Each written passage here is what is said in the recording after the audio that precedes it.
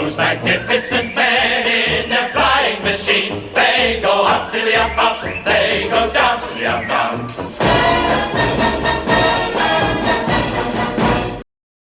Hi, alright, you can see me. Hey. Right, this video is going to be quite a bit long one because I don't know actually where it starts. I've done that much. So we'll start from the beginning, eh? Jelly. Okay. My lovely wife is like helping me. So, right, ladies and gentlemen, I'll start from this bit. Right. As you can see, I've done quite a bit to this. And you'll notice that the fuselage is still in two halves for a reason. I'll come to that. This little section here is for the battery. In case I need it in there to weight down the front of the plane, in case the back, you know, to get a CG. If not, I can always put it elsewhere, but it's nice to have that place. So these are just extra bits of scrap ply. This bit here, right, on the plan, I'll show you to the plan. It looks here that you just tie them into little holes like it's got there. Or this, it's got little holes, which I wasn't quite happy with that.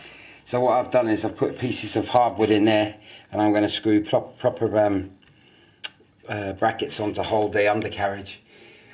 Like, you know, like normal people do, like on most planes. So that's what I've done there. By all means, do what it says in the plan. There's little holes in there, like I said, and you tie string around it or whatever, wire it in, but I prefer to do it that way.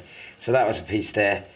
Anything else on here? Yeah, the reason I keep it in two halves, if the camera lady will fall round, is when you come to sanding the edges, you look on the plan, you notice it's beveled down, because all the wood's put on blocks, and then it's a lot easier to get on the sander and sand it down, you know.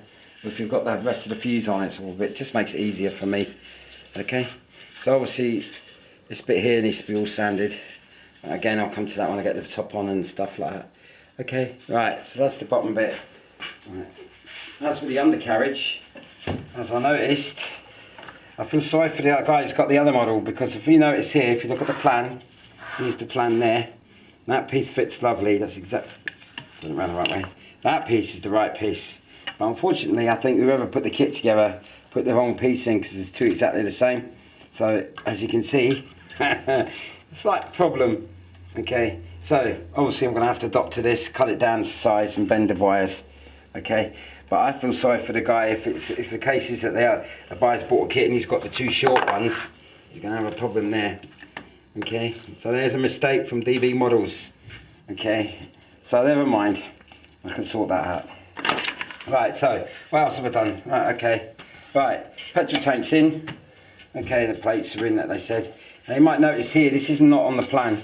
The bridge here, what I've done is I've bridged these, because only for myself, because I find when you try and bend the ply over, these would be like, especially this one here, this form around finger it's really delicate. So I've strengthened it, so when I do go to fettle around with putting the covering on, the ply covering, it'll give me a bit more strength instead of snapping these. Same with this one, because this is where the cockpits would be. Okay, right, so that's them. That's the reason they're in there. Just scrap pulser. I'll do the trick. Right, cabanes, right, done them. They were epoxied on. It does say tie them, but because I haven't tied them, it's because what I'm going to do is I'm going to put a thin piece of balsa strip on there, round it off by looking at the picture. Okay, and that way I've sanded this bit and that bit, and same with there and there. So that when it does cover, it'll look nice. Okay, you'll see what I mean. But by any means, looking at the picture is the key. Okay, and talking of that, next week I'm going to take down at Shuttleworth collection, which is only about up the road from here now.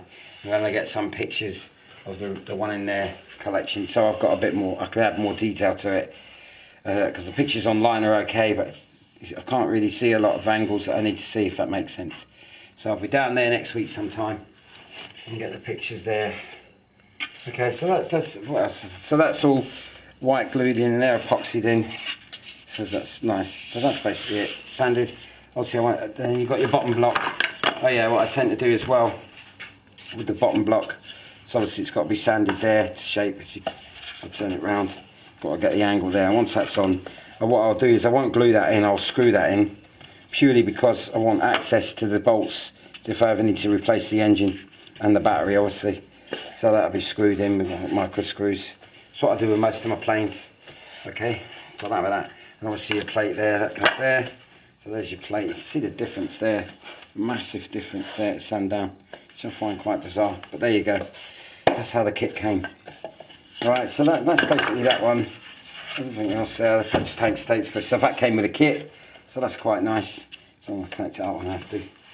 Okay, so that's that bit. So we'll come to that's one side. Okay, then we got the back of the fuse again with the top formers, leaving them alone, trying to bend the ply. This is the ply.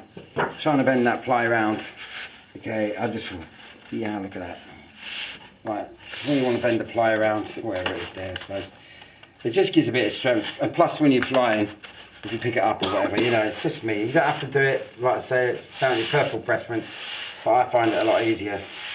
Okay, do it. I might have, when I bend this, I always get a kettle and I steam it just a little bit, and when you steam it that way, it'll bend that way. It just helps you when it comes to gluing it in, okay, because it's a bugger. Okay, so that's that. Hence why it's strengthened. And also, you notice I've put the truss plates in, like I said I would, just so it give it a bit more strength on the fuse in case you have a bad landing. And then the back bits are done, dremeled out as you do. Okay, and then your top bit, I noticed there you got a top bit before you put the tailplane on, which is made separately from parts. So that will go on. Once it's, I won't do that yet until I've got everything done. When I join up both fuses, then I'll put it on. And once the tailplane's set in nice, there's a little gap there. So, and I'll sand it all to shape, lovely. Okay, I might even do that in a bit. Put it on really. Oh yeah, the reason I left it off is because I'm going to put the rods in for the elevator and rudder. I tend to like to have the space here so I can get my fingers in, so that's why nothing's on there. Same with the bottom bit where the rudder goes, the tail stop. So I do that last, you know, but it's up to you again. Oh yeah, here, if you put the camera on here, I put an extra piece of scrap balsa in there, mainly because it makes it easier for me. When I put the ply on, I can cut a piece back, because then obviously you put the other piece of ply that goes there for the cockpits. It gives you a bit more room to play with, plus it strengthens it. Okay, there's not really a worry about weight, because there's not a lot of extra weight there at all. You know, so that's that really. It doesn't look a lot, but it is a lot of, it's just quite tedious putting these truss plates in. But you know, some of that scrap, really thin scrap ply that I've kept over from other models and whatever. And then so, after everything's done, you just put this together, like so. Watch, it won't go in now, I've done it 1,000 times. Like so, see? And once it's in there, nicely butted up, glue the ends like that, and there you have your full fuselage, which I think is pretty cool. So you see, it'll be there, it's getting there. So, they're all things that I've left out. I've left the tops here, because I've not looked at the wing structure yet. So I've got a terrible feeling that they expect you to do the same there, so that goes on there. And I suppose these holes are there to tie on the rods there and there, like so, which I find quite bizarre. So it's got to be done. Probably it's that way. Right, so, I don't know, like that. There you go, like that. So again, I'll have a look at that, because obviously I want to take the wing off, you know. But I haven't really looked at that yet, so I might, correct me if I'm wrong, all you guys that deal with DB models. But I think that's what I'm going to look at, okay? Afterwards. I'll just do them with a fuse first and get it up and done with. So, that's basically it, I think. There's nothing else to say. I'll make the rods up. I must do that. And do that. Oh yeah, here. Look. Oh yeah, I might point out, turn it off. The other thing I did as well, which is not my... If you can see in there, I drilled a hole through the Bakelite plate. That's only purely so I can see which way is open and closed on the throttle linkage, because I can never remember. See, open, close. You won't see it with the camera, I suppose, but anyway, that's what that's for, just in case, you know.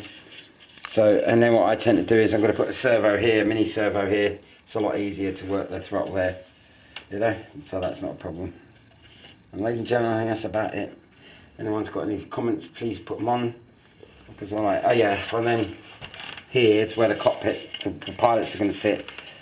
I will put a piece of balsa in there, and in here where the other one is, so I can get my pilots in later date. I'm just going to make sure all the rods are working with the servos which go there.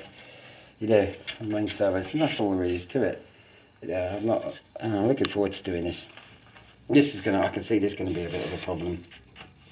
Getting this just right over the cabanes, but we shall see. And then underneath here, there's a piece that goes in here to screw the wing bolt on. But I always leave that last so I can drill a hole at once, make sure the wing's true onto the fuse. I don't know, this is all common sense to people, but I'm just thinking if somebody's never built one before, it does come in handy. Same with the extras like that, you know, things like that. You know, it doesn't say it on the plans, don't get any instructions. That's why the whole point of these videos are. And obviously, like things like this, strengthening. So that's basically it, ladies and gentlemen. I think that's enough for now. So the next stage, I don't know what the next stage is. I think the next stage, obviously I'll join the fuse up now. Okay, I'll join the fuse up. I'll go down to Shuttleworth, have a look at the picture for the front, so I get the right sanding to the right thing and add little bits on that are existing.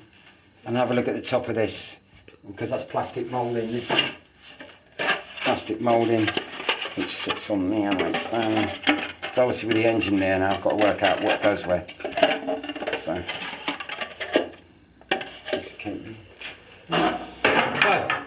that's that. Right, being it's Saturday night, I think I'll go and have a beer with my jelly. Hey, jelly. Right then, right guys, see you later. Bye. Those magnificent men, those magnificent men, those magnificent men in the fly.